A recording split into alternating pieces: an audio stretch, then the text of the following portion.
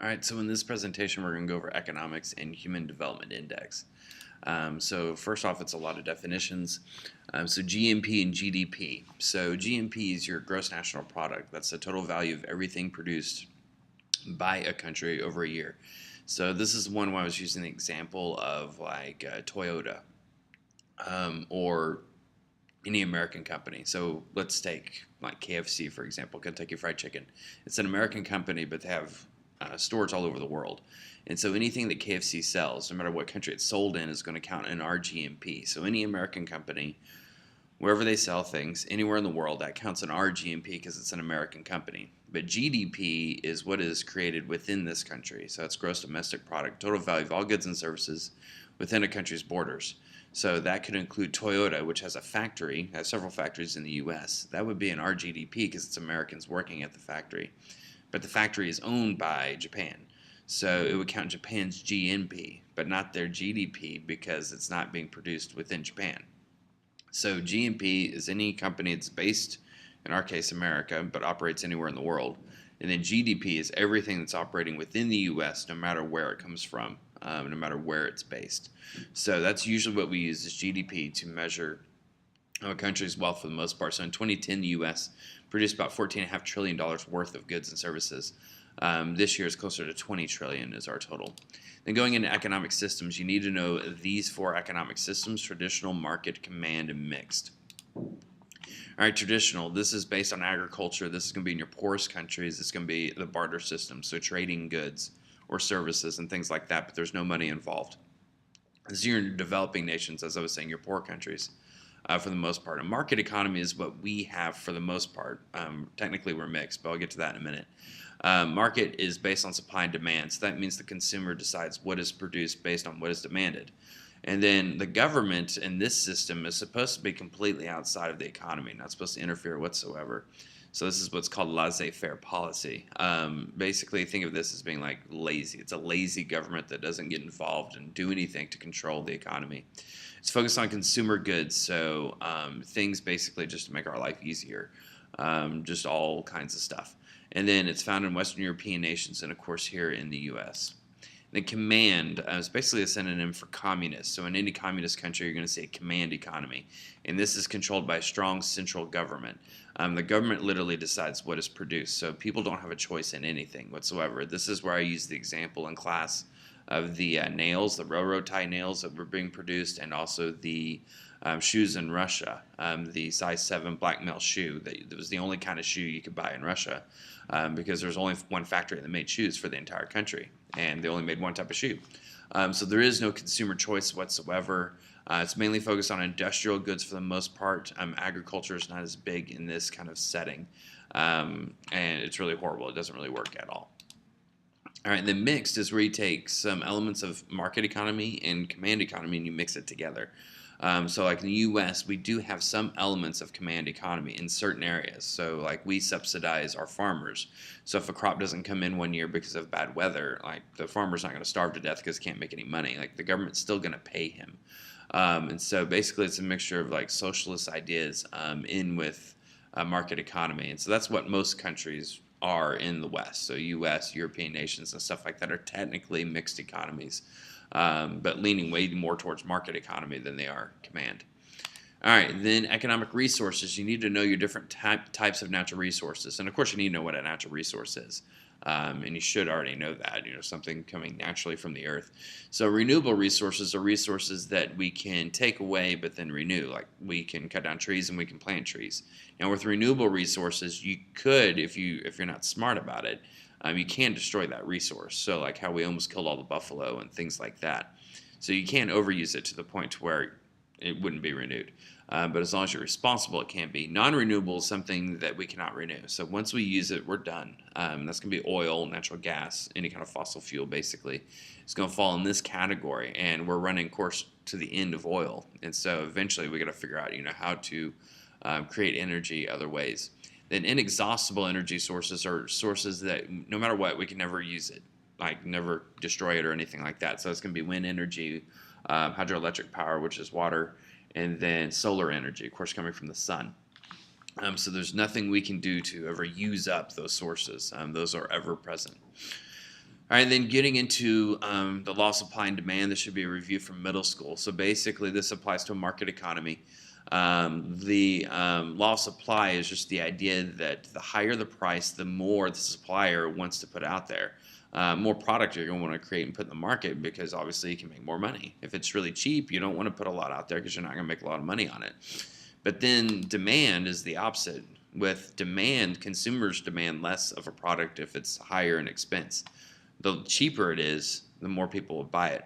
Think about just cars, for example. You don't see a lot of Ferraris on the road just everywhere. Everybody driving a Ferrari. That's because they're super expensive. So the demand it's really low. Whereas in Fords and Toyotas and things like that are much cheaper compared to a Ferrari, and therefore you see a lot more of them. Demand is much higher for those vehicles. Now you put supply and demand together, so whatever product you're selling, what you have to figure out is equilibrium. Where do supply and demand cross each other? And that's the most amount of money you can make. And so this is always changing, and it's different for every product and every market out there that you could be trying to sell your product to. But this is how this works. So this is how our market works, and that's why prices change on things and fluctuate, because it's all based on demand.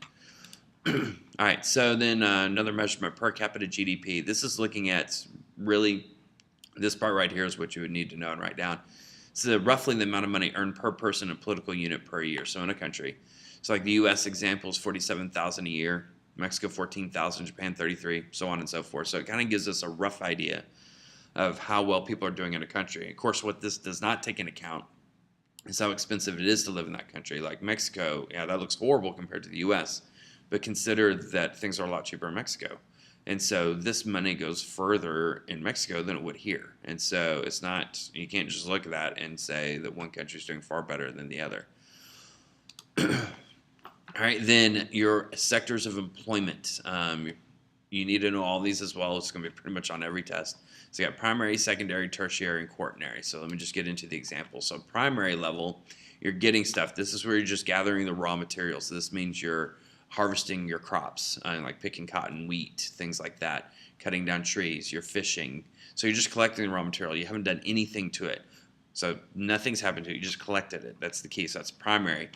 Countries that operate mainly at this level are going to be your poorer countries.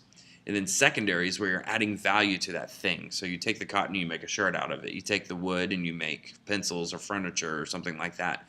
So you're doing something to add value to the product that's going to make it worth more than what it is in its raw form.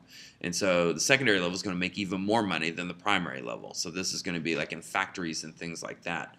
So countries that are becoming industrialized, where people are starting to work in factories, they're going to be working more at the secondary level. So they're improving. And then tertiary is the service level. So if most of the people in the population work at this level, the tertiary level, the country's doing really well and is much wealthier.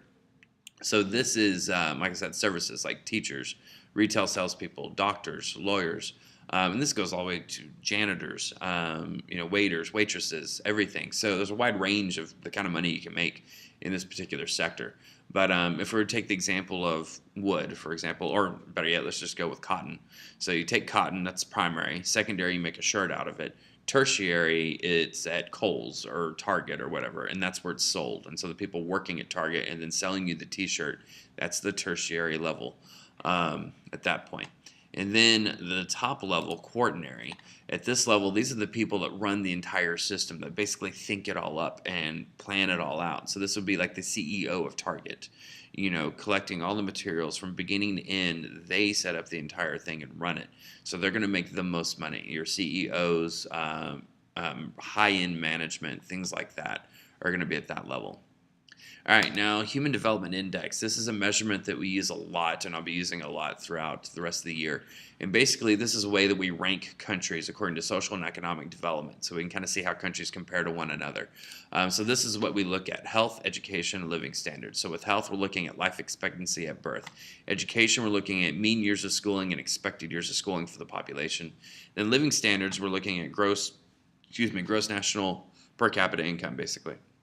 So we take these three factors together to create the Human Development Index and then rank countries where they are. So let's get into this right here. So then infrastructure, which is key to understanding the HDI and the ranking of a country. You had to have a good infrastructure, and this is a key thing here, right? Make sure you know this. This is the biggest obstacle to faster economic development is the lack of infrastructure. So infrastructure are the structures and systems serving a country or city or an area, basically to allow the economy to function. So think about it, like how I got to work. I obviously needed a car, I needed good roads to get here, and I need gas. So I need all those things to be able to function here. And then once I get to school, I need electricity. I need Wi-Fi.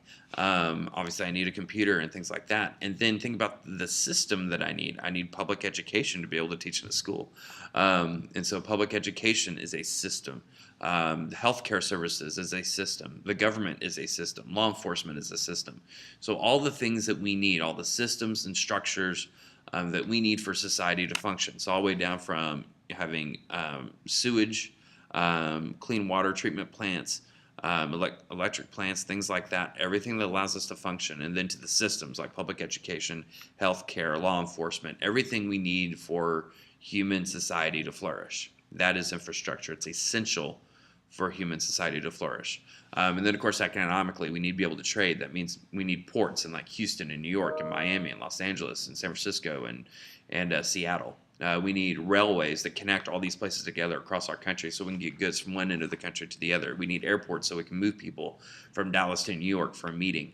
All of that is key to making a country work. The highway system so we can transport goods not just on train but on 18-wheelers fast across the country without having to stop. All of that is advanced infrastructure. And if you're lacking in that, your economy can't grow. It limits it, the ability for it to do anything. So infrastructure is anything important for society to function. So like a movie theater would not count. Top golf would not count because we don't need top golf in order for human society to flourish. It's fun, but it's not necessary.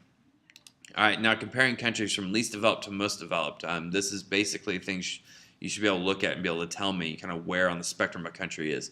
So the least developed countries, your worst countries on earth. GDP is hardly there, if not at all. Per capita income is below $1,000 a year, so on average people make less than $1,000 a year. Employment sectors mainly primary, if they're there. Other than that, they're mainly subsistence farmers, if that.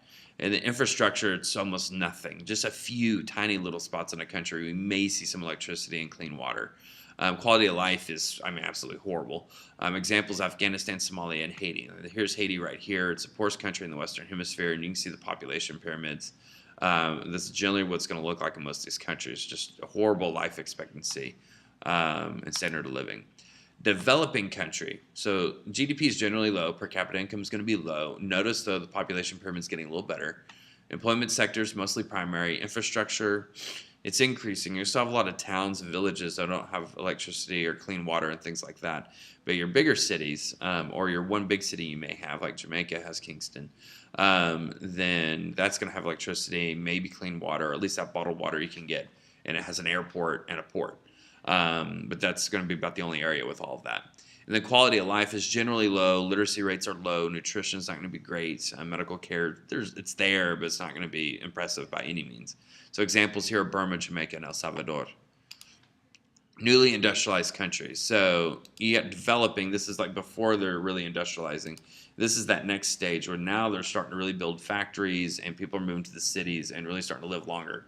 So the GDP is low to medium, but it's going up. Per capita income is low to medium, but it's going up. Employment sector is primary, but now it's shifting to secondary, and then starting to creep into tertiary as well.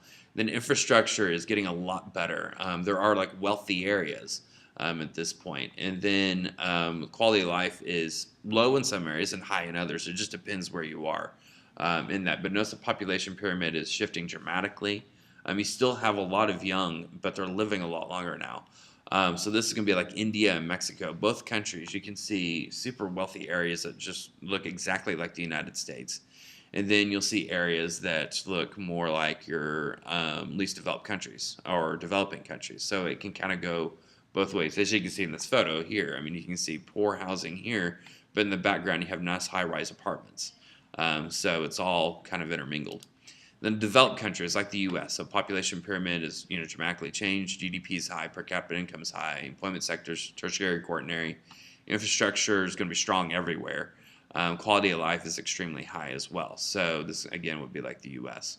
So just give you examples here. So this is a developed country. This one here, photo B, would be least developed. These people are struggling to make it. Here, people are working in factories, and they're getting paid better. So it's going to be a newly industrialized country.